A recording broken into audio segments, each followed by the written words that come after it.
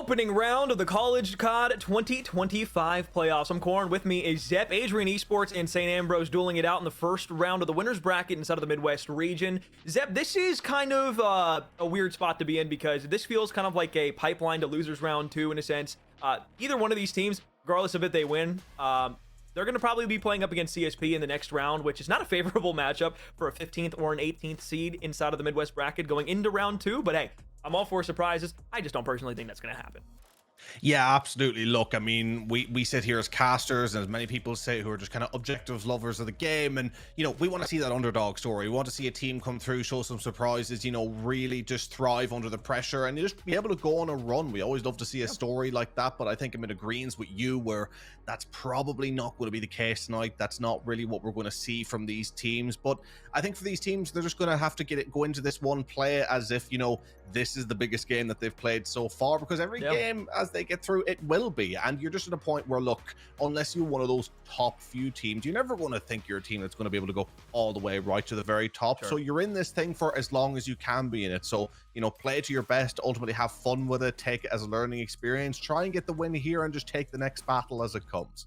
Yeah, absolutely. Well, this is the first Friday broadcast of the year for us for the Collegiate Call of Duty League, so happy Friday. Thank you for joining us here tonight. But 8-6 is the record on the season for Adrian Esports. No conference championship aspirations for either of these teams as they come out of their region, but you can see very clearly here, one team a little bit favored, more so in the respawn specifically than anything else. S&D records you can kind of call as even killed, but for the most part, Adrian definitely have the upper hand advantage. They did have the better record up against St. Ambrose. Obviously weren't inside of the same division. This is the first time these two teams will be facing off against one another. I believe Idaho and Illinois are the two regions or the two states that these teams are coming from. Could be completely wrong on that, so I'll fact check that in a second. But regardless here, Zep, I think talking points more so specifically favoring the side of Adrian Esports early on here.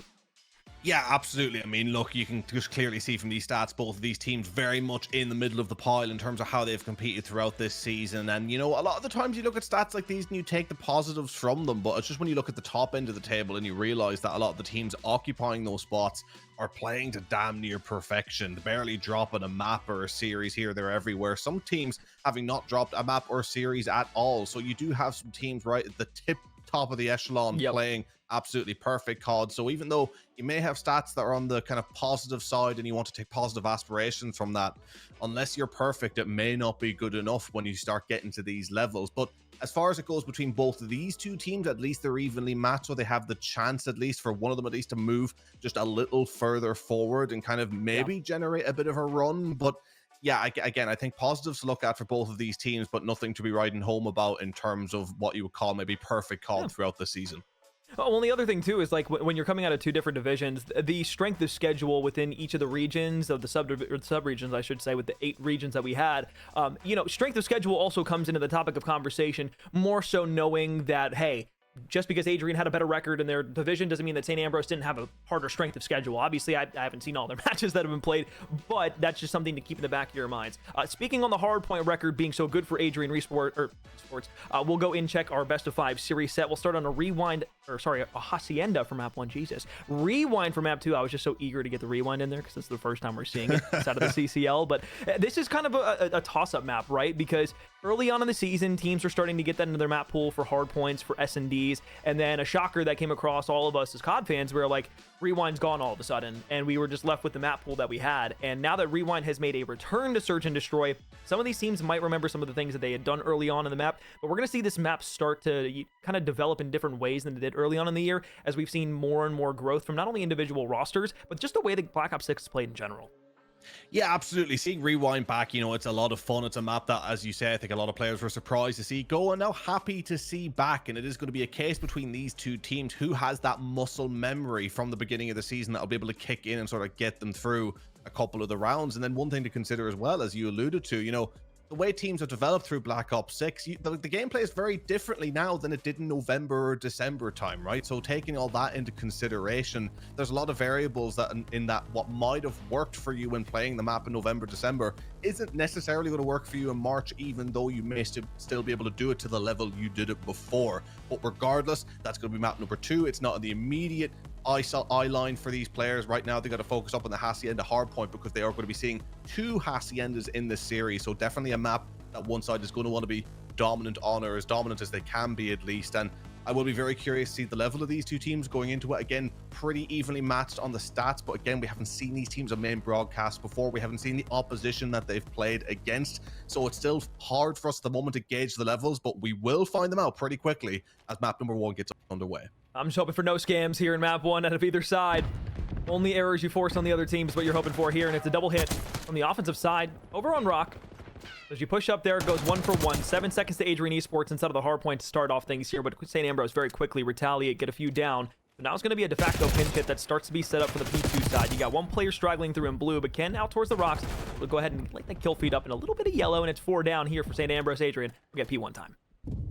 Yeah, we're seeing both of these teams already sort of fall victim to this P1 and Hacienda in that, yes, they play for the top control. And as soon as they have the top control, there's kind of free time on the point. But as soon as they go to jump on it, they find themselves losing that top control. And then all of a sudden can find themselves in the blender. Sort of went back and forth to begin with. But as P1 ends, it is Adrian Esports who are dominating the time, do have the control, trying to play for the spawns. But St. Ambrose done a good job of winning those back spawns. Now going to be able to control the back. I believe it was Van Heckel who had won the spawns out the back.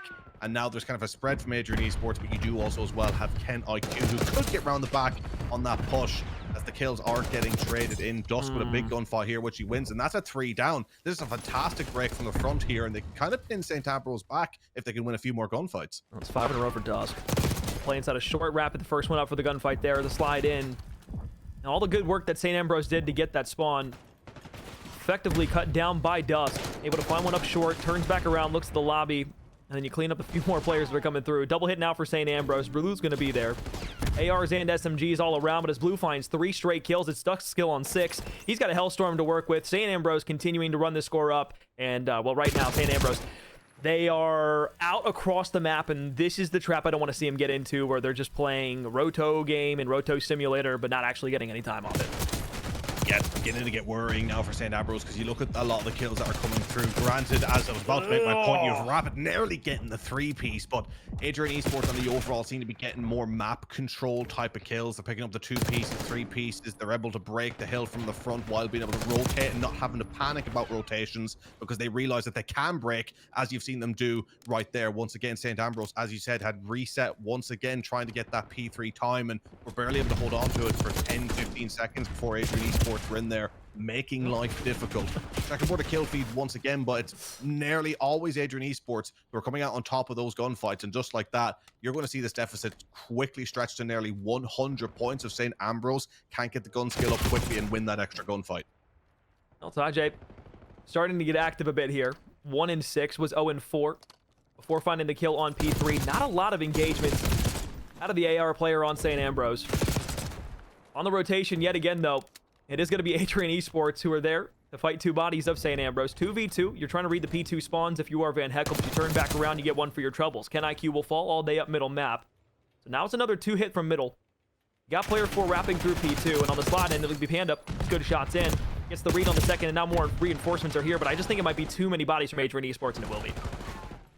Yeah, I mean, again, we're just seeing this checkerboard of kill feed where Adrian Esports are always the ones dominating. They're always getting that final kill, and then you have a player like Blue who will come in with that 2-piece that just secures the time, and just like that, it is going to be about a 100-point deficit for St. Ambrose, as they've begun pretty even on that P1, rotated for P2, which, again, looked promising, but since then have been left floundering as they've realized that they just don't have the presence on the points at the moment to hold off Adrian Esports from any sort of push. And I think Adrian Esports themselves have realized that they can just 3-stack or 4-stack or counter play a pinch and be able to win out pretty easily. They don't have to make things too complicated to get on the point, so they're just continuing to rack this time up, and it's gonna start looking embarrassing for St. Ambrose here as Adrian Esports seem to be getting warmer and warmer in this one, whereas you've a couple of players on the side of St. Ambrose, specifically Original, who's just not able to get off the mark here, being completely nullified by the threat of the opposition.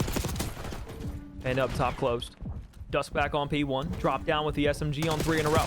Slide challenge out to the right-hand corner. Dusk makes work of it. 2 for his troubles. Adrian on top, 120 at the moment, but St. Ambrose inside of P1. This is where they got the majority of the time that they've had thus far, although it's really not much to speak of. 35 in total. Gunfight still going back each way. 2-2 split down the kill feed. But Ken IQ being able to win that gunfight there, you're going to get those closer spawns for Adrian, so they should be able to clean up a few more bodies here, maybe get the back end of the scrap time on P1.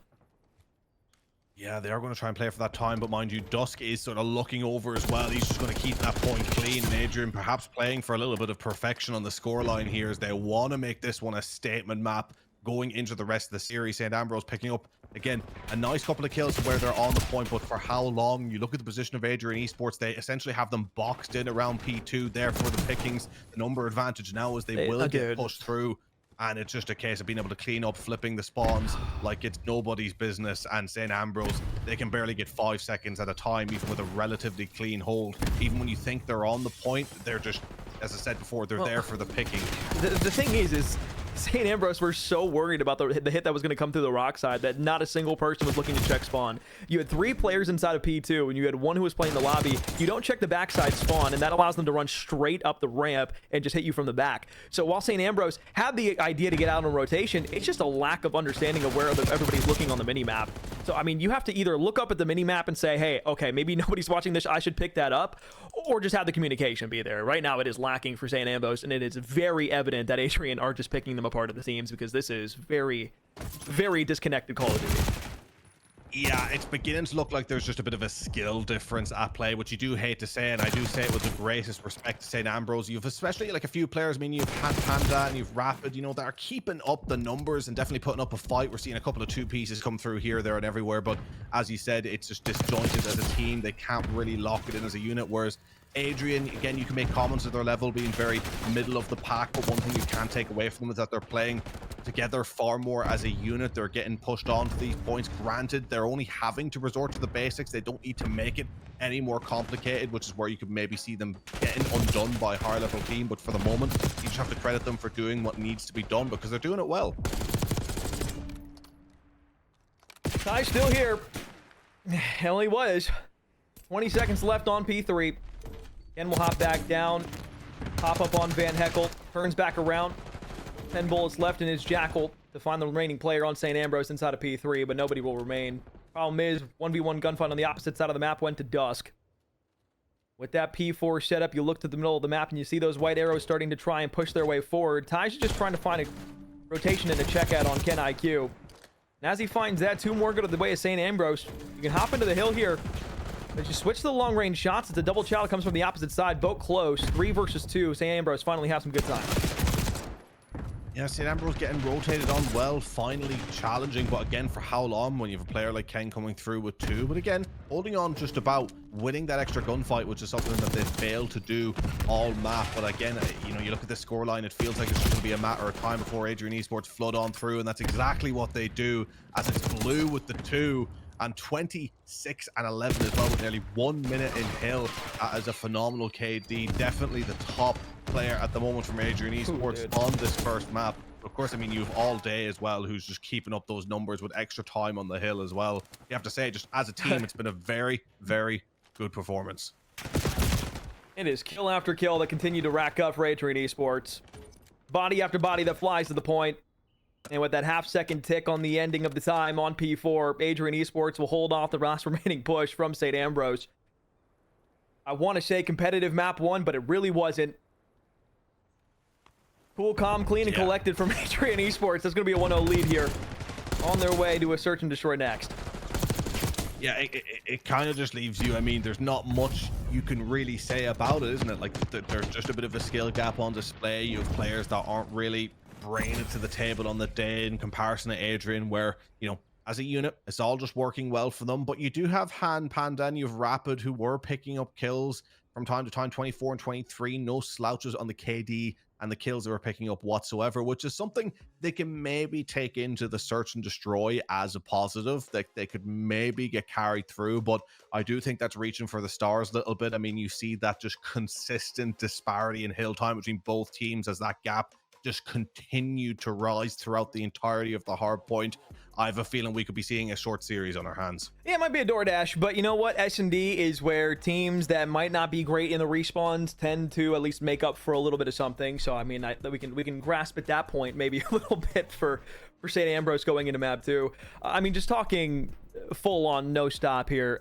You know, 6 and 20 and 8 and 18 is now a winning formula for Call of Duty when you have blue on the other side going 26 and 12 with 2700 damage. Again, I think it goes back to the point that I said like halfway through the map. It's just a disjointed and disconnected game that St. Ambrose are playing, and that's okay. You know, not every team has to be the greatest team ever. Not every team has to play the most competitive map ever. But when it comes down to it and you boil everything up, the one thing that just has to happen on a map to fundamentally even give yourselves an opportunity to set something up with the communications is being able to slay out. And a combined 14 and 38 from 2 players is just, again, not a winning recipe. So hopefully that can change up a little bit going into the S&D, and those 2 players can maybe average 6 and 8. See, 6 and 8 in a search and destroy looks fantastic for you. It's just not in a hard point. So rewind S&D, we talked about it a bit beforehand. Maybe it gives St. Ambrose a different look. Maybe they're a bit more practiced on a rewind than maybe Adrian Esports is. Who knows? Throwing any ideas up there for a little bit of copium. Yeah, I mean, look, I think it's very hard to read from this point. What would St. Ambrose benefit from? Would they benefit from having more practice on a map and being able to get one up on rewind by just having more reps in it? Or would they benefit from the map being a bit of a wild card with no one having really practiced it as of late? Because on one hand, you could say yes, because the map is a little more all over the place, and the fact that it's search and destroy, it'll give them the opportunity to sneak some rounds and maybe start to get some momentum under their belts. But you could also then argue that because there isn't going to be many tactics at play in the map, because these teams haven't rehearsed strategies, it's going to come down to the more bare bones when it comes to gun skill. And it has to be said, again, you talked about the KD disparity in that previous map. Adrian Esports were far ahead when it came to that KD and slaying ability. So taking that into a map where they might be able to benefit from just being aggressive, going route 1, and again, not having to overcomplicate things, it could make their day even easier for them. But I look at the way the rest of the series is laying out in terms of the maps. I mean, particularly that vault hardpoint, where again, you're really going back to the sort of map where I would imagine any team that plays competitive COD, the #1 map mode that they need to be well versed in is a vault hardpoint. So when you start to take those maps into consideration, yeah, like, I think just like Adrian though, at that point, like it's going to be night and day if it gets that far. Oh, absolutely. I think Hacienda is actually a little bit more in the wheelhouse of like Adrian being able to come out and almost, 50-point club their opponent, because of the fact that you have to play Hacienda at a little bit more 2-3 dimensional level instead of it just being 1D like Vault tends to be. Just with a lot of those hits that you tend to make. But gunfights easily won for the most part by Adrian in map 1. Going here to the rewind though, this is a map that I guess we can talk about a little bit just because we haven't seen it in the map pool in so long. And the thing is like, a lot of people will look at other maps like Vault and you'll see your protocols, you'll see, these other maps and like, yes, Vault is taken out, yes, Skyline gets taken out, but like Rewind actually plays like a good search and destroy map, which is something that we haven't seen for a lot of this year in Black Ops 6.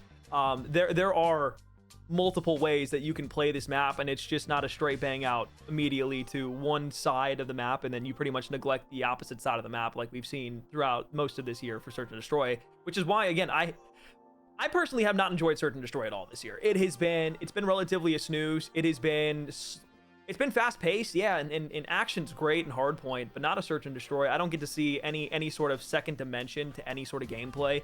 It's just very 1D on a lot of these maps. But Rewind again changes that up. When you have an A hit, you have the ability to work through the middle of the map there, set an AR up, try to watch the burger hit. If you want to slide a slub in through burger to try and catch a good timing on a flank there, you can do that. If you want to hit that B street, maybe somebody's playing that back truck back there. You get past 18, all of a sudden you flip the map out. Now you're looking for another hit, but you can create pinch plays. You can set up opportunities for yourselves, and that's why I like Rewind so much for search and destroy. It's the same thing in hardpoint. Still don't know why we don't have that in the hardpoint rotation, but that's a different discussion, I suppose. Yeah, well, I mean, when it comes to the search and destroy, I think you're absolutely right. And I think the key word that we have been missing is just variability, right? Because as you say, a lot of these maps have been very fast paced, but that's purely because it's been so route 1. And I'm not looking at any map in particular, Vault search and destroy, but like it literally is just a case of, and I feel like it's been this way for the last few years in search and destroy, maybe taking out Modern Warfare 3, but even then you can make the argument for it, is that search and destroy is beginning to devolve into how quickly can you get yourself moved up to the middle of the map, because that's the only place to which you can do any damage. Whereas I feel like in COD's previous little older, you had the ability to play slower, more fast paced. There were sort of benefits to being in multiple areas of the map, as opposed to having to be directly on the bomb site, or else you virtually have no chance of getting anywhere near the It's like one life TDM. Yeah, at that point you're leading to just fast-paced TDM, and it sort of takes away that sort of tactical nuance where, as you say, Rewind, it offers a little bit more of that. Again, I think we look at it in a little bit of, it's great in terms of Black Ops 6. I mean, I don't think it would rank up there as a classic in any other COD, but I think this year you take what you can get, and the fact that you just have your options to play these lanes differently, to rely on a bit of timing, to sit different positions, again, just offers that level to where it's more interesting to watch, and I'm sure it's more interesting to play. I mean, there's no smokes, there's no snipers, there's nothing to actually change the way that you fundamentally play the map. And I guess we can save a conversation around that for another time as we hop into our map 2 here. But Adrian Esports, a stunning map 1 performance against St. Ambrose. Now you look for Panda on the challenge. Doesn't get anything spotted out just yet with that cheeky little flash grenade. As the utility has been thrown out over on the B Street, huddled up inside of this A site right now, inside of Jenny's, is this Adrian roster. Trying to push this into DVD, and it's free open if they want it. Straight in. There's the trade to come in here, and Dusk picking up that kill again, 2 for 1, and that'll always suit Adrian Esports on a push. So I think they're going to look to take this bomb B, and yes, they're going for the plant now, and you can see in your map St. Ambrose, they're not pushed far back, but they're definitely in those very passive defensive positions where they're not going to be able to get advanced unless they get aggressive, and Dusk picking up another. And then that round just petering out. Adrian Esports, again, it was pretty route 1. They played the trades, they played off each other, and you know, you have to give them credit as well. They're not being overzealous in the way that they're playing so far. They're definitely playing in such a fashion where they're here to get the job done, and they're paying enough respect to their opponents to be like, okay, let's make sure we link up here. No one's going to go for any world star plays. We're just going to get this job done and play our trades. I just don't like Van Heckel backing all the way off there. You know they're trying to execute on B. You're playing that Van. You know that all the utility, stuns, and nades both were out immediately on the truck. So there was nothing that was going to be able to rip you off of that or blow you up immediately. So you pushing all the way back does nothing for your team. It just allows them to push onto the site for free. This time, however, St. Ambrose will just have 1 player inside of the Jennies. 3 out on the street. Blue, who was the main man inside of the hard point, already able to open up with 1. Nate with no trophy should be able to connect on a few. Shots good at long range once again. He's found 2 in the round, 3 in a row for himself. And St. Ambrose finally will be able to make the move to rotate, but all the map has been cleared out, and they are pinched in. Yeah, they're just getting to a position now where they're boxed in, and St. Ambrose doing well to pick up that kill. But again, Adrian are just going to keep them pretty boxed in here around the sides, as again they are getting punished for a lack of aggression and just not moving quick enough. I mean, Blue picking up a nice 2 kills just from catching people off guard, out of position, and not moving from cover to cover quick enough. And they're honestly just there for the pickings at this point. It feels like St. Ambrose just pick up a position, they hold it, they don't really deviate from it, and the position for the most part is not going to benefit them unless Adrian got super aggressive, which Adrian are realizing that they don't need to do to get into these power positions to just see out the rounds. It just feels like we're not reading the map right now for Adrian. For St. Ambrose. Like we're getting stun checked out straight, and instead of, you know, maybe backing off or trying a different hit or waiting for a rewrap through middle map to come through, they're just waiting for the play to come to them when they're on offense. And a well-tamed defense like Adrian Esports is throwing out right now, it's not going to happen. We're back on the offense now. Bomb in the hand of Ken. All day, way back. Gonna be able to gun TJ. Now, with Rapid escaping back into the A bomb site, you've got more information. Adrian should be able to get this bomb down B. They have nothing near them. It's a full wrap on the backside. Yeah, this is just complete control here against St. Ambrose. Just having no pressure to wherever they need to be putting pressure at the moment. Push back from the courtyard. 2 bodies still there. Information given. And a wrap back from Rapid inside of the Jennies, but you just got to push out the doors here. Spots out 1. Great timing. 2 versus 2 still. Turns back around on the street. Panda should be able to find the trade here. Picks it up. 1 versus 1. 20 seconds left.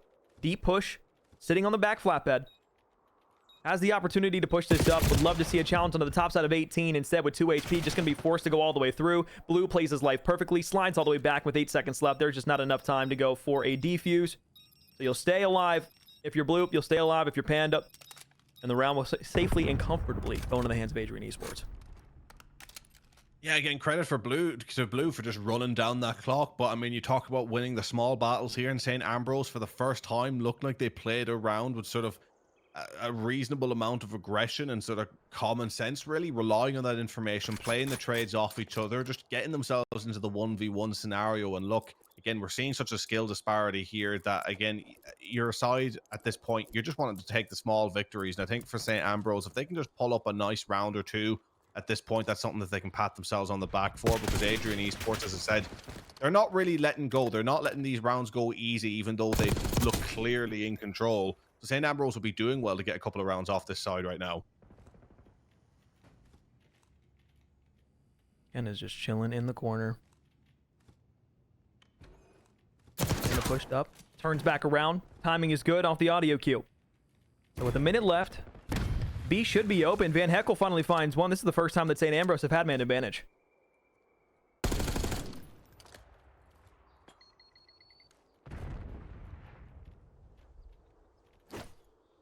Oh, yeah. Oh, no. No. Get him from the back, baby. Keep going. Bring him forward. It was always going to happen, wasn't it? But hang on, a nice kill. 1v3. And Ambrose might get around. You've got checks all over the place, but finally, St. Ambrose will be able to take it. 1-3, get their first on. Well, I do get the sense that I think Adrian Esports took their foot off the gas pedal just a little bit in that round. Maybe realizing who they're playing against here, but I mean, look, if you're a team that's playing that well, you can afford to pick up a round, or afford to give a round, should I say, like that, you know. And again, you give them credit for the way they've played so far, but they'll want to make sure to not take their foot off the gas pedal too much. It doesn't matter what level you're playing. As soon as a team is able to smell blood, they might be able to do a bit more damage against you than you were originally hoping to allow. But seeing another first blood come in there, St. Ambrose get dropped into a 4v3 scenario. Adrian Esports seeming like they're going to go back for that sort of aggressive, no nonsense, getting the bomb down play. 4 versus 3. Van Heckel picking up one to make it a 3v3. And again, St. Ambrose, give them credit, they're starting to play a little more trades here and there. And again, pick up a few kills where they can, and maybe catching Adrian Esports' little laxes. All of a sudden, it's a 1v3, and Dusk is left all on his own. Push back. Ooh, got close with the knife. Close but no cigar. So 2 straight rounds for St. Ambrose. Maybe starting to understand the map a little bit better, allowing things to come to them a bit more clearly. That's a defense and an offense that they will take every day of the week. I mean, could we argue we're seeing a genius sleeper tactic from Ambrose here? You know, throw the map one, make it look like you're nothing, wait till the opposition drops their guard, and then show them who you're really made of, or, you know, or are they playing chess while we're all playing checkers, perhaps? Might just be.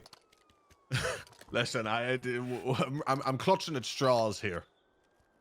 You like your board games, don't you? You know, I surprisingly don't. Checkers and chess are about the only 2 I know. Honestly, Dippy. Cannot lie. I was going to make a joke about board games here, but no, there's none to be found, because this has been exciting, at least for the first couple of rounds of the Search and Destroy now. Ken will slap a second down. Victimized through middle map. Now the last is inside a DVD. You have bomb spotted if you want it. Batai is spotted out. Clear as day. So as quickly as those 2 rounds come from St. Ambrose, they are back down 2.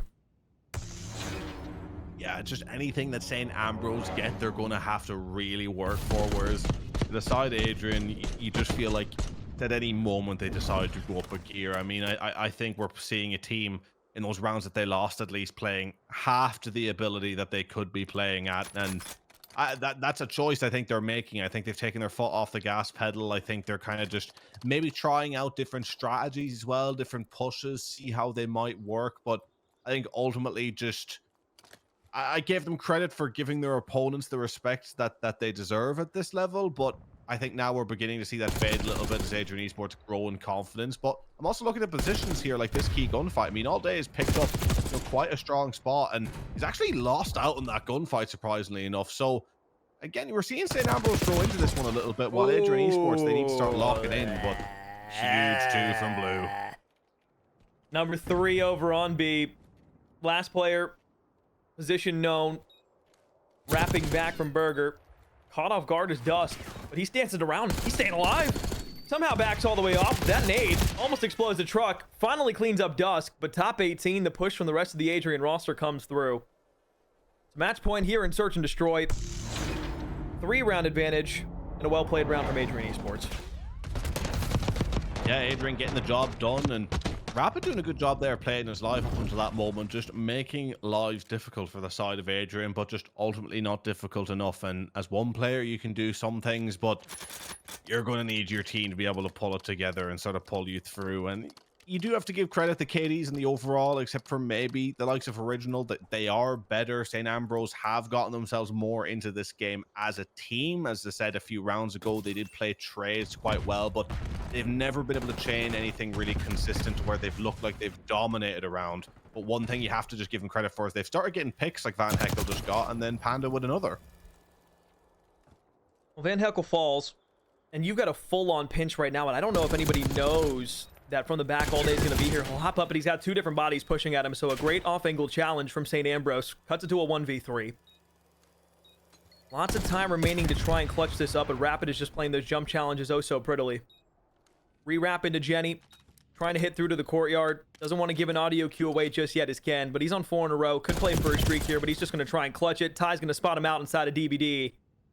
Now, at least make this round competitive for St. Ambrose. 2 more to get to a round 11. I mean, gotta give credit to Ambrose in the sense of when they have to play picks and they have to play sort of wider lanes and they know where to be locking down. They have pretty good gun skill. They're able to pick up those kills. They're winning those 1v1s. I think, again, it just comes down to the timings, the map sense, the positional sense, how you work together as a team, sort of all those nuances you pick up from playing as a 4 for a while and playing at that high level to where you know how to play off each other versus just how you take on your 1v1 gunfights. I think that has been a key difference between these two sides. But credit where credit's due, St. Ambrose, they're ripping some of these kills in the 1v1s. Here we go. 3 bodies stacked on the defense from St. Ambrose out on the B site. Bomb has clearly favored its way up into the A site. Door will pop open. Audio given away. Nade will weaken up Ken at 57 HP, but he's got bodies to watch over the top. Lanes are being watched. Van Heckel the first for a challenge. Slide around the corner. Ken gets knocked forward. 2 off the board. 3 lives remaining for St. Ambrose, and now Dusk is left alive in a 1v3, but this is very winnable for him now. He's got long-range shots on the tie. Knows that the break is behind him. He'll get back into side of Jenny. Give himself a chance to play this with his full health again. It was a great move getting out there. If he stuck his position, he would have been in real trouble at the pinch, but no one to get out is giving him a chance here. Oh, 1v. Weakens him up. But Ty has played his wife correctly. Correctly? Correctly. Challenge on the back. Oh, Rapid gets it. Still that was alive. nearly so well done. Very good, St. Ambrose. Ambrose? That was not intentional, by the way. My voice just did that, and I blame my girlfriend. That excuse will run. I second why you would speak like that for reasons I am not willing to declare on stream, but I completely understand you. 1 round of separation again, St. Ambrose. We're in this very spot just a couple of rounds ago. And they forced the round 11 against Adrian here. This feels very much must win after what we saw in the first respawn. Up close, Ken IQ on a slide challenge, breaks the camera, tries to turn for the second. Van Heckel a trade. So now you look at a 2v2 spot. This is quite winnable for St. Ambrose. They just have to catch out Blue on the timing, and they do. Bait and switch through the doorway. Yeah, a Weckless push from Blue was now a 1v2 all day versus Panda and Van Heckel.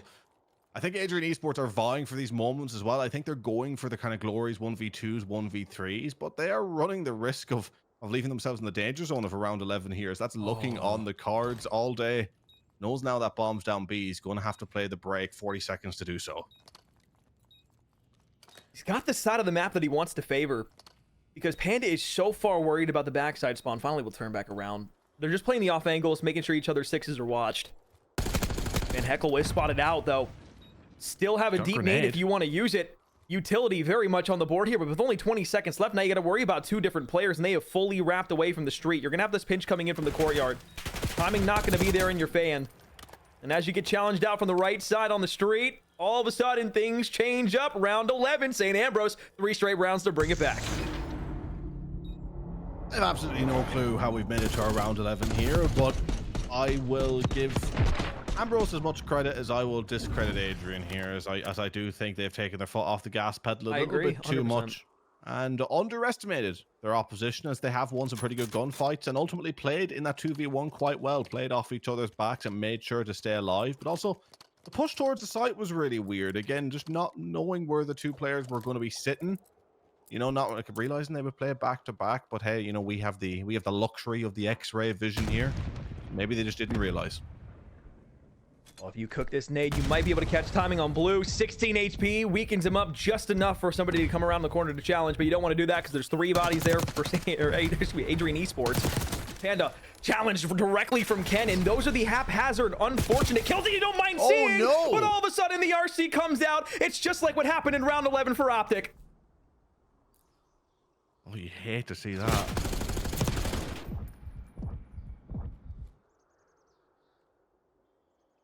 Rapids in the courtyard. The bomb's going down today. In a round for St. Ambrose that could have turned golden. Instead favors the yellow roster of Adrian Esports. Rapid is forced all the way out to trash. Van Heckel wants to get inside a DVD, but no glass has been broken yet. He knows he's going to have to do it, but that's going to give him away. Audio cue given to Adrian. Push. Rapid. Shots good onto one. 20 seconds to find the last 2 players. One laying down behind the site, the other one playing inside of the DVD side. Hello. He's in the cutout to Jenny's. Do you challenge it out? Do you find the timing? 13 seconds left. He goes to stick it. The wrap all the way back around. Blue now looking. No. He doesn't read it. He doesn't expect it. No. The bomb is going. The defuse is in. And Adrian losing out the buzzer. St. Ambrose off the misplays of Adrian Esports. Allow the defuse to come through. And you just have to expect to hop there. There's not a single other play that he could have made. What a read. I mean, I have to give so much credit to the hop, but you're absolutely right. Why do you not read that at that point? And again, I think it's coming down to a little bit of a lack of respect for the opposition there. Just thinking that they weren't going to hop it, that they were going to chal out, just thinking that they had the round in the bag. And that has ultimately been the downfall of Adrian Esports here in this map number 2, is they lose it in round 11. 6-5 after being so dominant to begin with, getting a multitude of first bloods, winning on kills, getting those bomb plants, to all of a sudden taking their foot off the gas pedal, letting the tide turn the other way, and then just not locking in towards that final round, and ultimately succumbing to a St. Ambrose that grew in confidence throughout because they were allowed the ability to grow in confidence. I was wondering what, like, you know, what was the problem for Adrian Esports during the regular season, because their hardpoint looked pretty good. Like, their control record didn't look bad either. But it's these S&Ds that I'm seeing right now that are very glaring problems from them. You can point it out as a caveat that they probably haven't played Rewind all that much for Search and Destroy, but regardless, there were some rounds in there where I just could not advise the challenges they were taking. And thus it led them to bad positions, thus allowing St. Ambrose to rattle off 4 straight rounds at the end of the game. 2 rounds they had first bloods where they lose it. Same thing could be said for St. Ambrose, but regardless, just fundamentally just a question mark head scratching game that now forces a map 4 vault hardpoint. So now the point you were making about map 4 absolutely stands and has merit in the series. Yeah, I mean, look, Hacienda Control, Vault, Hardpoint, I think they're going to be 2 very hard maps for St. Ambrose, but I think going on to a Protocol Search and Destroy, what was the one thing that I was constantly praising St. Ambrose for their ability on in that Rewind Search and Destroy was the ability to win their 1v1s across long lanes of sight. And if we make it all the way to a map number 5, Protocol very much is the epitome of that, so long as you can stop the quick push down onto A sites when you're on the defense. So if they get to that map, there's definitely a world where they somehow sneak this one, but to get there, they have to play through a Hacienda and a Vault, potentially, which, look, I think both of these maps is going to be very, very difficult tasks for them to win. They've proven on the non-respawns that they can do it, but when it comes to the respawn, when it comes to needing to have that consistent positioning and knowing what to do with your life each and every life, I still don't know if they have that in the back pocket. Not 100% sure if they do, but, you know, there's times where, you know, I'll be planning a bomb, right? Or I'll be going for, like, a defuse or something like that. And maybe I'm trying to, like, check which angle I want to, like, find somebody coming from, you know what I mean? And, like, sometimes, especially if you're using your right thumb, hold that square button or that X button down, whatever controller you may be using, it's always hard to be able to check the left and the right corners where you want to see somebody coming from. Well, guess what? With 4 paddles, you don't have to worry about that with that anymore, and that's where Scuff Gaming's got your back. If you want to play like the best, you got to play with the best. Scuff, the exclusive controller partner of College COD, and if you want to, use our code for 5% off your next Scuff purchase or the link inside of the chat. I know I just got a controller. I say this every time, but I love my PlayStation 4 controller. They've got PS5 ones up for you, Xbox controllers, as well as their macro key button pressing like 7 extra buttons controller that you can get as well. But while we get ready for map 3 and our next 2 guaranteed maps, we're going to step aside, take a quick break. Adrian Esports looking to rebound off an S&D. St. Ambrose feeling good after map 2. Rather scammy search and destroy in map 2 from Adrian Esports, but that did allow St. Ambrose to get their way back into the series. And is that enough confidence to allow this team be able to muster up a little bit more courage against some of the gunfights that Adrian Esports are throwing at them? We'll just have to wait and see for map 3. But going into a Hacienda control here for our third map and mode combination. It's again a tied game between these two teams. 15th seeded Adrian Esports and 18th seeded St. Ambrose here in the Midwest Regional Playoffs. 32 teams across this region. The other 3 regions that are playing also have 32 teams. 128 in total playing to get out and make it into the CCL playoffs out of their region. We'll have to wait and see who does that. Right now, though, it looked like Adrian after map 1 were on their way to it. 250 to 65. Very dispersed game. Yeah, to say the least. Nothing there from the side of the Blue Jackets, the Yellow Jackets. I'm not sure what their logo is, but we'll get back to you on that, probably. Yeah, I mean, like, look, I think it was the case where we're seeing from Adrian. Yes, they look like a really confident team. Do they still objectively look like the better team in terms of what they can bring as a unit? Absolutely, yes. I think that map 2, it was as much as them throwing it away as it was it being stolen from them. And going into a map number 3 that once again is back to respawn on a map that St. Ambrose struggled with, on a mode that requires, again, a little bit more tactical nuance with how you play your life.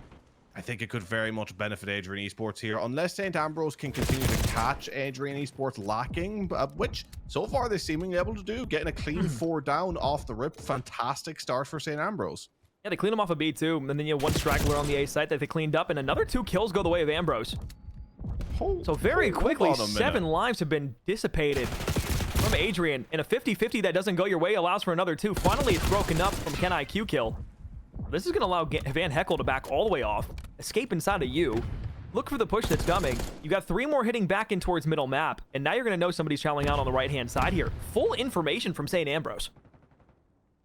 I mean, if you're just to screenshot this live remaining and send it back in time to the people who are watching the hard point here, they would think something is broken on the Codcaster. But yeah, you know, your eyes aren't deceiving you. This is literally 1 kill, well now 2 deaths, should I say, off perfection from St. Ambrose of the highest order. They're doing to them, to Adrian Esports, what Adrian Esports were doing to St. Ambrose in that first hard point. And Ken, that's a kill that you feel like you have to have. Rapid is still on 7 kills straight, has yet to die, working on streaks, knife out for Ken. 3.8 seconds, you've gotten a couple bodies inside of P1, but Rapid will drop all the way down. He'll finally fall, but that was 9 straight. Very much should have a Hellstorm missile for himself. With nobody else ready to be there to touch the point, or at least I thought there wasn't going to be anybody else there. Final nail in the coffin will soon come through. St. Ambrose, a stunning round 1 defense. And I believe that A-tick didn't go through in the end up. I think he might have been stopped just about. But Rapid, as you said, 9-1. What a terrific start from him. And, you know, you have to give so much credit to the way St. Ambrose played. There was no flukes about that whatsoever. No. They picked up the better positions. They won the key gunfights. As you said earlier in the round, they were just getting so much information. They had a complete information lockdown as to where the enemy side was. And honestly, they made it look easy, which, again, I cannot stress enough, based off that map 1, even parts of what we've seen in map 2, to say that St. Ambrose have done that to Adrian is a complete throwing out of the textbook. Yeah, I don't want to say I counted them out, but I definitely did write them off. So maybe we'll get a Geno Smith moment here in map 3. You probably won't understand that reference, but those of you who watch football, you absolutely do. So Blue will trade back.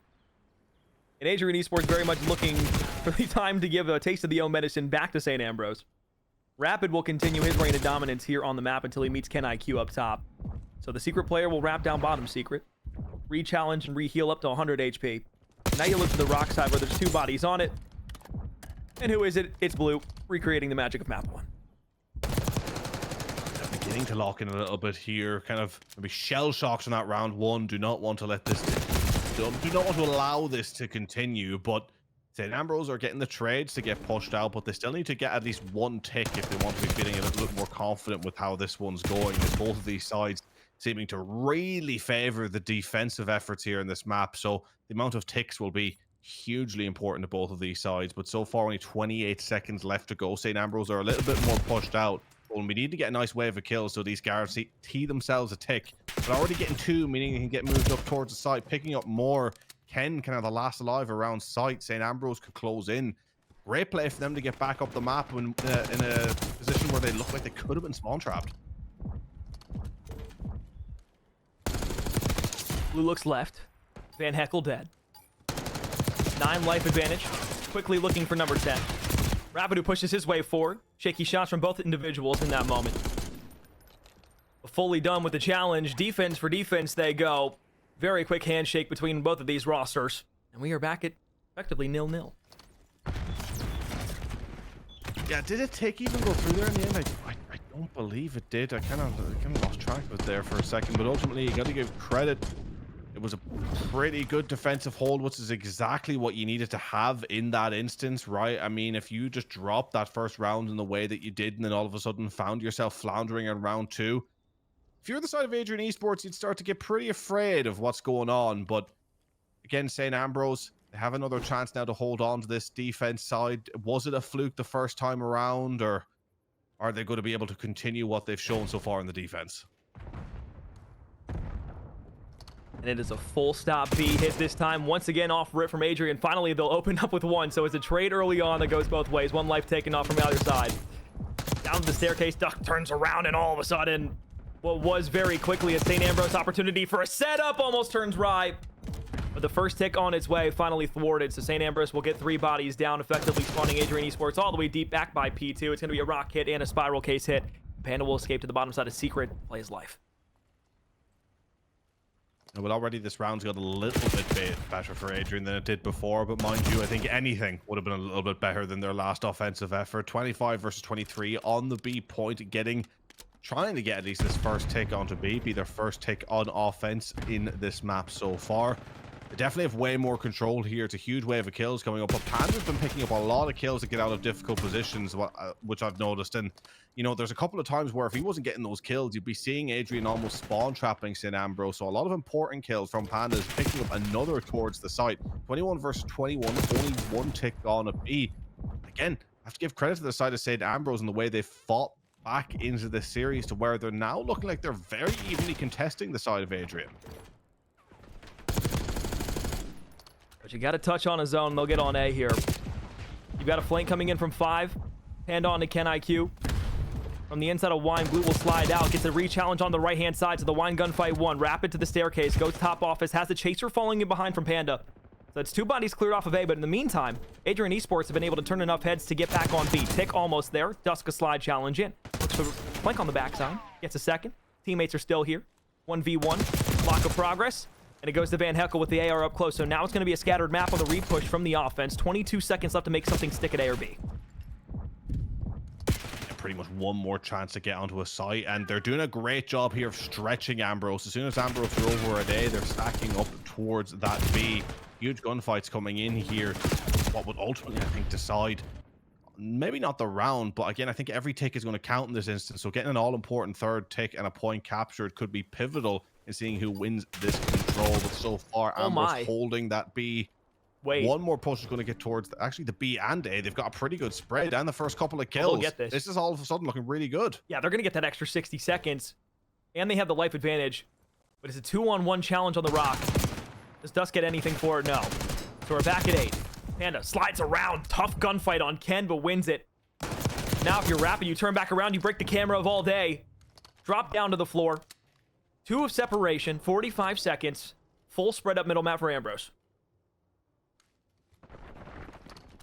Ambrose got a huge wave of kills, which should guarantee them the round here. So I believe it is now going to be, is it 3 ticks to none or 3 ticks to 1 if it stays the way it is? Maybe another tick will be available at A if they can get the stack, picking up a 2 as well, meaning they will be able to get moved up onto the site. Maybe have one more chance to at least get another tick, maybe even 2 if they can win this wave of gunfights. I was going to say you have to look for Tajay up top. That's the flank contention that you need. Ken, one gunfight, almost drops down, and for a second it looked like they could line up. But a rather effective round, much different than the first offensive attempt from Adrian Esports. St. Ambrose play their defense close to their chest. They keep them close in the live count all the way down to the end. But very quickly, tides have shifted. Now it's on offense where basically you have to either match or fully win off the ticks. Yeah, and 4 ticks to none, I believe, at this point, if I have counted correctly, meaning... You have. You virtually do have to win that offensive round, right? Which means, do you play A quickly? Do you try to get those couple of ticks gone quickly at A so then you know you have B free to work with? It's hard to know what to do at this point. It's really up in the air now for both of these sides. Opening break, we'll see what it goes. Ken spots nobody out on rock side. Knows he might have 2 up top open. And unfortunately, just gets a bit too impatient. Got one from you. Got 2 up top from Adrian still. And this is looking very similar to their first defense. 4 shut. Ambrose to spawn. Out on the rock side, Ken will fall. That at least gives them an in to make a bit of a push up the map. Not too much, though. And Adrian have read the spawns perfectly as well, so they'll be able to get St. Ambrose boxed in here. But Van Heckel winning another good trade to get out towards the B site, and they actually have a little bit of a presence at this B site if they can win out a couple of key gunfights. And definitely after that first push, A not working, they need to get this B locked down quick to give themselves as much time as possible on A. Oh, that drop down got shaky. And those are the drop downs that you hate to have, because there's just so many players that could be looking at you. They put yourself in such a vulnerable spot. Meanwhile, St. Ambrose once again do what they did on the first defense, have bodies turned across the map. With 2 ticks coming through, rapid falling, you're back to the rock side. You have full push out, but you need to be careful because Blue's coming off a spawn. If you're not wary, he could be there for it. Oh, that timing's cruel. Lined up a second one on the rock again, too. They are so deep in their spawn with 15 seconds left. This push is going to be anything but easy. Yeah, it's last chance saloon at this point with 10 seconds left to go. I mean, Heckel getting on, but for how long? It's just a case of stopping the clock, I think, as Panda's going to try and make it towards this B site. I like it. The trade's going to be huge up the mid. It's all Panda now. Have to look the right place, the right time, and doesn't. And Adrian, just like that, are going to be able to take that defensive round. They will have the advantage in ticks, meaning that they're going to be able to have another defensive round. St. Ambrose now forced into a position where they need to win an offense, and neither one of these teams has looked particularly confident on the offenses so far. I mean, maybe we get to a point where it's like the search and destroy, and like, you know, those first 2 offensive rounds were like rep builders for them, and then they get to the final offense and they figure out what exactly they need to do, because like they got 2 ticks that time opposed to not getting any at all the first. So again, maybe we'll talk a little copium, but listen, we're offering the best that we can here.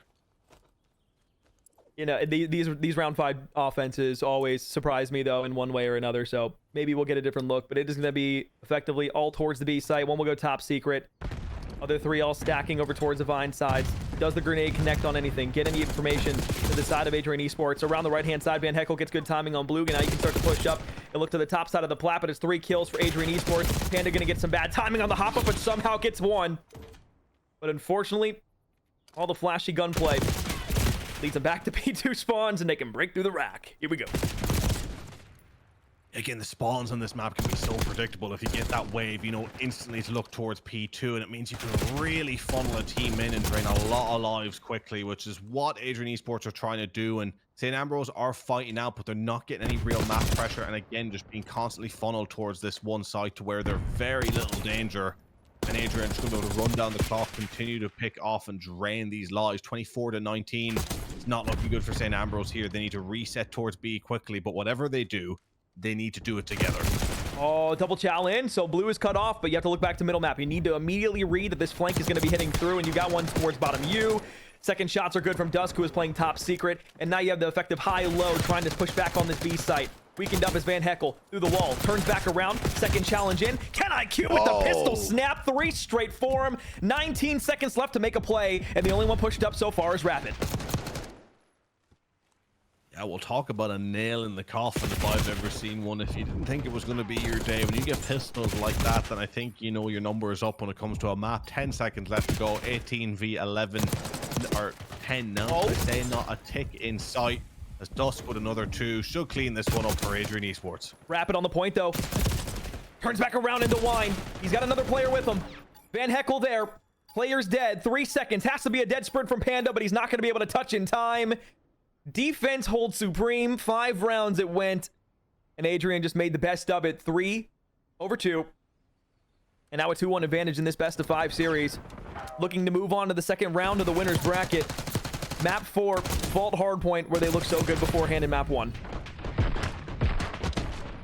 Yeah, I think things really aren't looking good for the side of St. Ambrose now. I mean, credit where credit is due. They've definitely grown into this series. They've definitely improved. But again, I think that is just due to the fact that Adrian Esports allowed them the opportunity to do so, allowed them to grow in confidence in that search and destroy. Then all of a sudden, they were kind of going up against a different team when it came into map number 3. St. Ambrose had more confidence. Adrian kind of realized that this team can actually hurt us once they actually started trying a little bit more than they clearly did in that search and destroy. So things could be shaken up a little bit going into this map 4. It could be interesting, but I'm again going back to thinking that the writing's on the wall here. Adrian Esports, I think they're going to know what to be able to do when it comes to a Vault Hardpoint. They're going to need to know that they need to lock in. They won't want it to go to a search and destroy.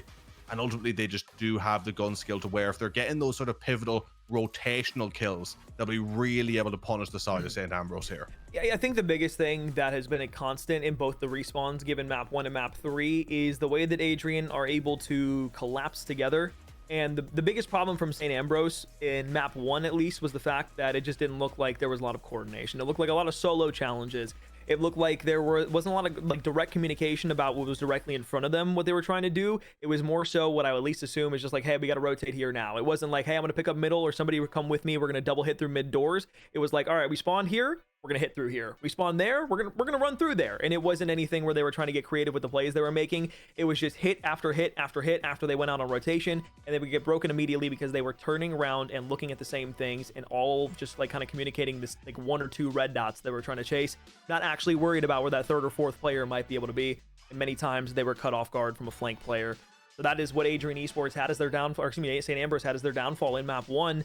Hacienda, especially on those offenses, it was kind of the same thing. They just weren't 100% on where players were going to be from Adrian Esports, especially that mid-map flank. You had one that was trying to watch you, but by the time that happened, you had already had somebody just trying to sprint over towards the point and trying to play the time and pose to getting those 1 or 2 kills, taking that extra 5-10 seconds, and then getting on the point. Yeah, and this is what's going to really hurt the team in this Vault Hardpoint as well, because again, we talk about their 1v1 gunfights. They are very, very competent in them and actually won out on a lot of them. I mean, the Rewind, Search and Destroy is definitive proof of that, but when you get onto a Vault Hardpoint where you're less aware of where teams are spawning and what angles they're going to be picking up, you're going to find yourself really struggling to get any sort of map presence, whether you have spawns or whether you don't, because some of the places that you can hold head glitches on from those key spawn positions on this map can be really, really damning. So if Adrian Esports can rotate well over towards P2 and hold those back planters, they're going to be very hard to take off at. And even though St. Ambrose do have that gun skill, that's a whole different level, picking off head glitches from that distance. And then again, just on top of that, not going to be aware of the positionings, meaning they're not going to, well, a bit of presumption here, obviously, but they're not going to necessarily know where Adrian Esports are rotating through from a P2 to P3, for example. They're not going to be able to time or read the pushes to where Adrian Esports might be giving up a P3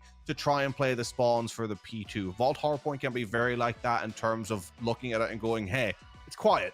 Too quiet. I need to turn and look somewhere else and really have those timings nailed down to a second. And if St. Ambrose can't do that, which, again, the history of that previous hardpoint shows us that they can't, then Adrian Esports have a lot there that they can take advantage of. They definitely do. And like, the thing about Vault is more times than not, if you're going to be playing on a solo island and you're going to be trying to wrap a flank around, because a lot of players will play Vault Hardpoint very similar to how Vault Control plays, just because the map is a lot smaller and a lot of the gunfights that are taken on the map are very concentrated inside of the middle of the map.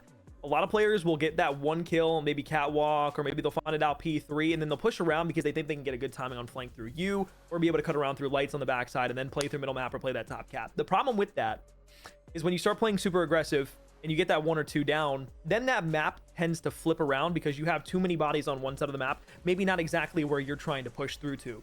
So for St. Ambrose, if you want to try to go toe for toe in the chaos with Adrian Esports, if you want to fry, if you want to push, if you want to do the same things that Adrian did in map 1, you need to be very careful on Vault, more so than Hacienda, to make sure you're not pushing too far out and flipping the map. Same thing can be said about Adrian, though, because they like to do that same thing. They were pushing all over the place on Hacienda. Just don't push too far up.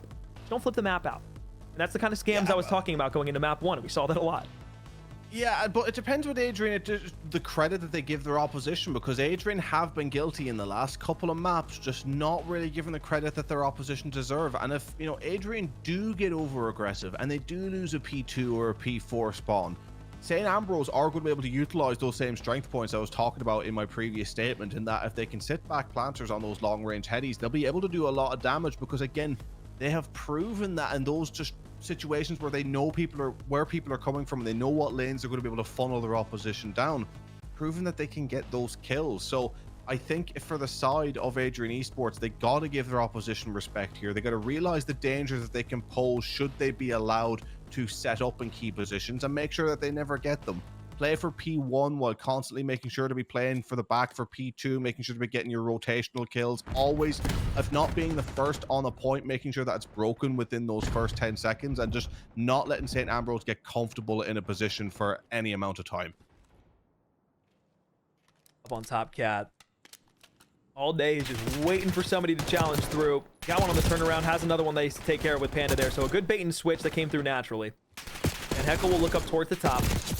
Attack control locked down for Adrian Esports until Van Heckle's able to connect. So with 17 HP, he'll be able to stay down, get some good time here on P1. 20 seconds left. The rotation over to P2 has started. You've already got 2 bodies pushing their way forward for Adrian Esports. They've won a couple of gunfights. They should secure spawns at least decently close. Might be a flip out, and it is. St. Ambrose, because they just had 1 extra body on the map there past that 50-yard line, are going to be able to fly on top gold.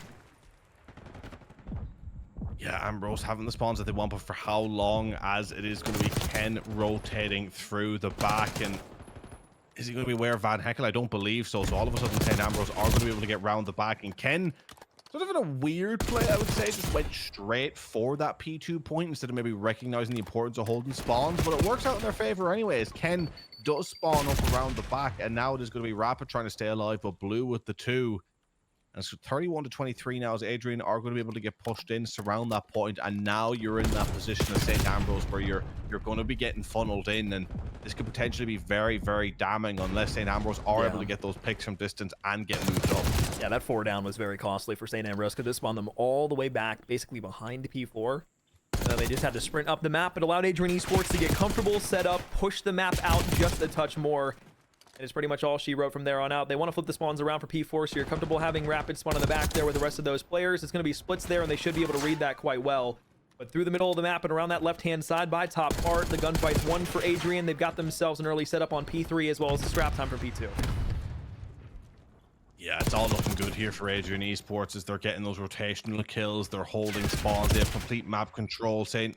Ambrose are just being funneled kind of towards those flank points where they're able to pick up 1 or 2 at a time, but never get that damning 3rd kill, which allows them to get any sort of hill time outside of a couple of seconds scrap here and there. No real map presence or control at the moment as Adrian Esports are in the driver's seat. St. Ambrose are going to have to rely on getting a lot of the scrap time, but even at that, all day, round the back, able to pick up 2. And St. Ambrose not being allowed a moment to breathe. It's kind of all up to Original trying to get around the side here of that P4, but not going to stay up for long. Adrian Esports, it's looking a breeze for them at this rate, the way they're controlling this map. Spots down low. You've got a couple contestant players knocked off for Adrian Esports. So this will allow you to get at least some positioning to the backside of Art. You can play up the mid street. And this will also force the spawns to flip out. So you should get the read for Ambrose that these players will be behind you after you slide into the front door. You need to turn those arrows around immediately, and you absolutely do. Rapid will be playing time. On the opposite side of the map, Van Heckel was looking for a player bottom Mart. So you're going to get this call out, but you don't get the timing for Blue. Second shots onto Rapid inside. This will allow the front door hit to come in from Dusk. And that effectively will once again flip this map completely. So as quickly as St. Ambrose get in, they're back over by the pool, ready to take a dip back in.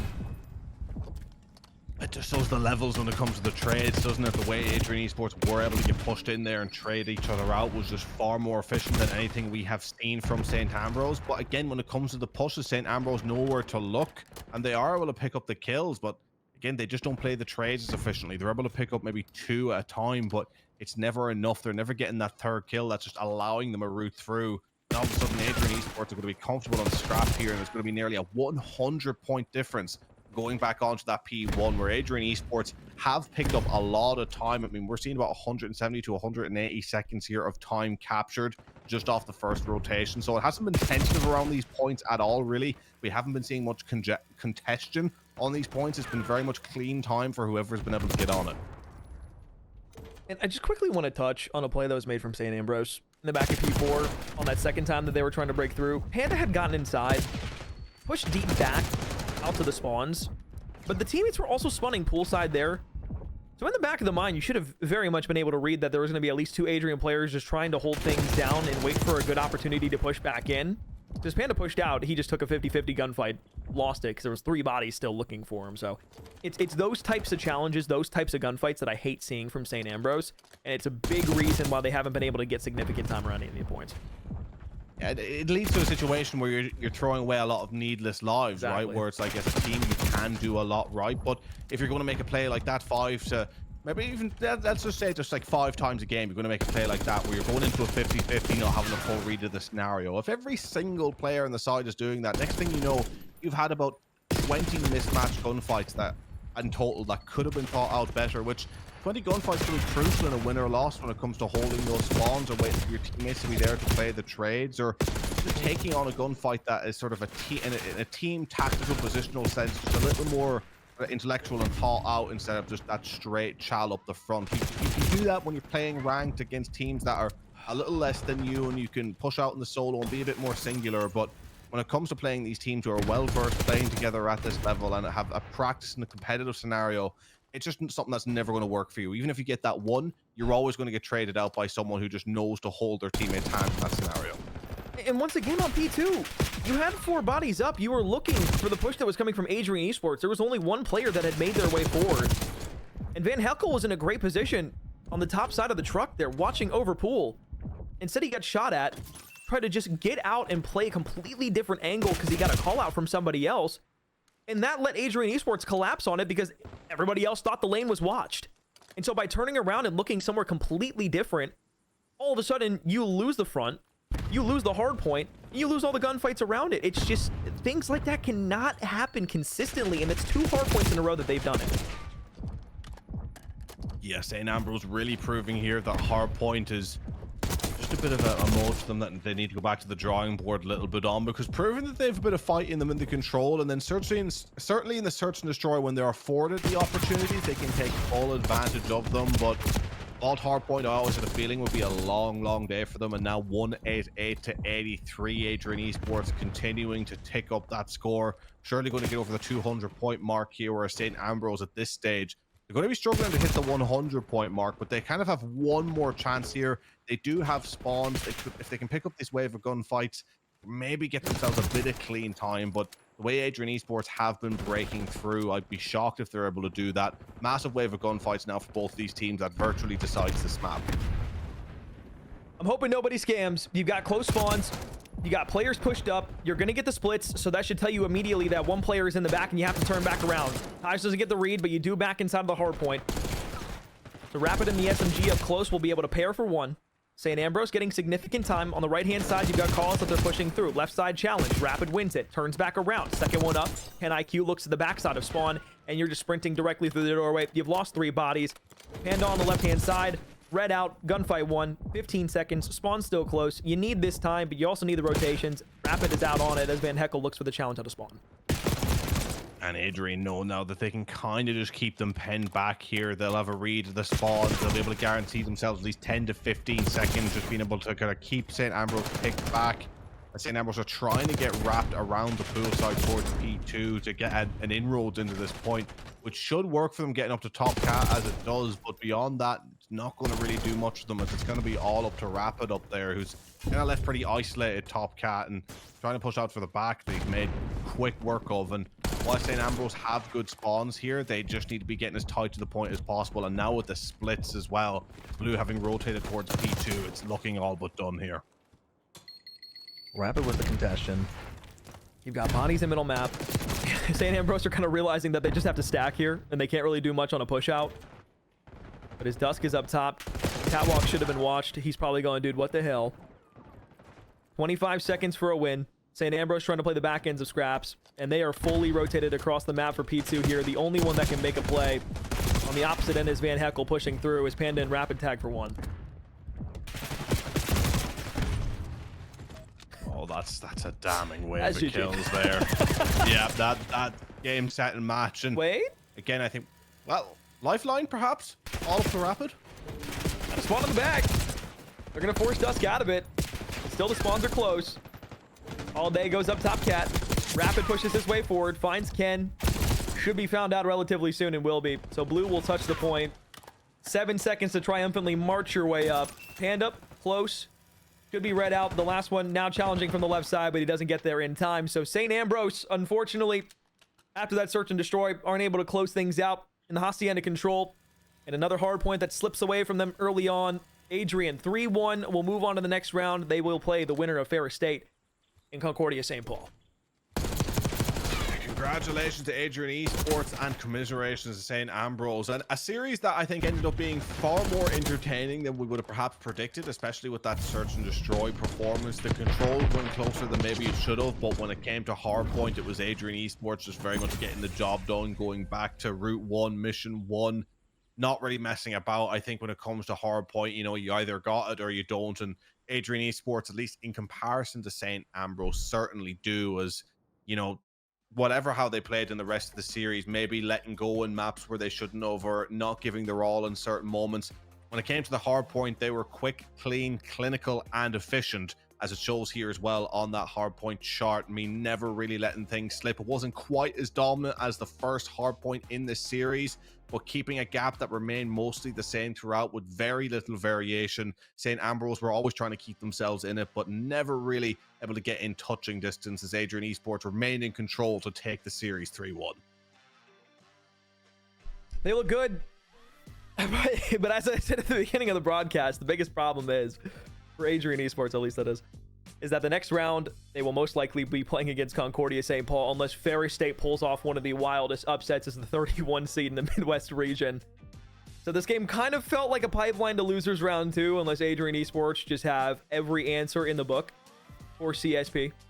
But Concordia St. Paul, with how good they have looked over the course of this season, and the roster that they have at their disposal, should not lose out in round 2 of the winners bracket. But again, that is to be decided as they continue their path forward.